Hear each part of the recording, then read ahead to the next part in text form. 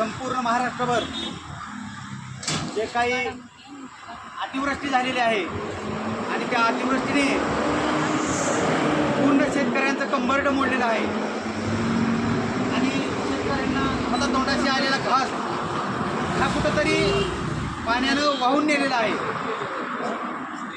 त्यामुळं आज आम्ही संभाजी ब्रिगेडच्या वतीने पूर्ण महाराष्ट्रभर त्या सत्ताधारी आमदार, खासदार, मंत्री यांच्या घरासमोर जागरण गोंधळ आंदोलनाचं आयोजन केलेलं आहे। त्याच अनुषंगाने आज आमच्या केज अंबाजोगाई मतदारसंघाच्या सत्ताधारी आमदार सौ नमिताताई अक्षय मुंदडा यांच्या घरासमोर आम्ही आज या ठिकाणी आंदोलन करण्यासाठी बसलेलो आहोत।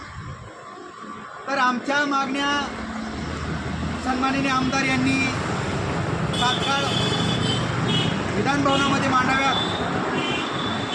विधानभवनामध्ये मांडून आमच्या मागणीवर अंमलबजावणी लवकरात लवकर करावी, कारण शेतकऱ्यांचं अतोनात नुकसान,